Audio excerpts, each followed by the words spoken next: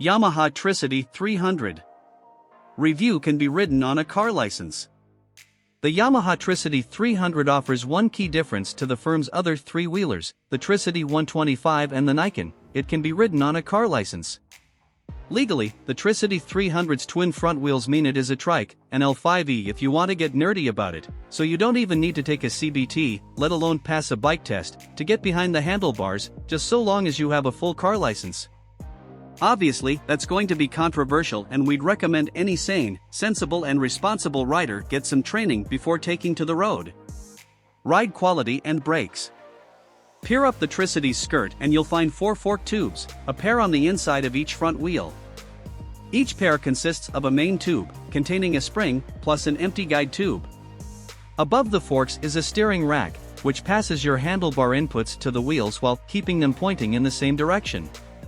Above all that, a pair of hefty horizontal parallel links keep everything lined up when you lean over.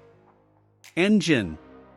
The TRICITY 300 shares the exact same 292 cubic centimeters, 4-valve, water-cooled, single-cam, underscore single as the ZMAX 300.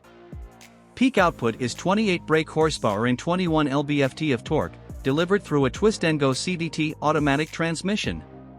However, where that output only has to push along 179 kilograms in the ZMAX, the TRICITY weighs a whopping 60 kilograms more. That leaves a power-to-weight ratio not much better than a Suzuki GSX-S 125.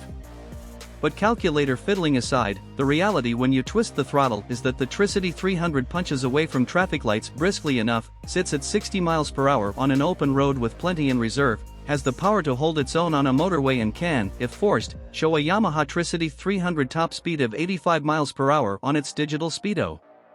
Reliability and build quality.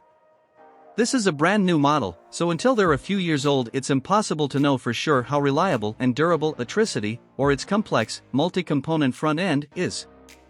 Until then, all we have to go on is owner reviews of the ZMAX 300, currently averaging 4 stars for reliability. From our first ride it looks a fairly well put together machine, though some of the chassis components, such as brake calipers and rear shocks, you'd probably rate closer to the budget end of the spectrum. Value versus rivals. Well, it depends on what you consider to be a rival to the TRICITY 300.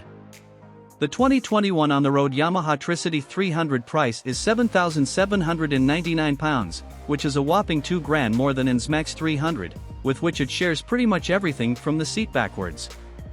Compared to other 300 cubic centimeters bikes, it's a lot of money. But comparing it to other 300 cubic centimeters bikes is sort of missing the point. Without a bike license, the TRICITY's target customer probably won't be looking at 300 cubic centimeters bikes anyway.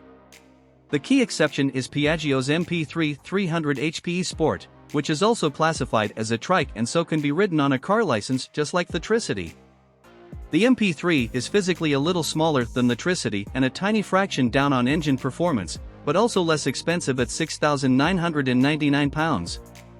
Equipment. On the surface, the TRICITY 300 is well equipped. One of its flashiest features is the standing assist button, situated on the left switchgear cluster where a headlight flasher usually sits.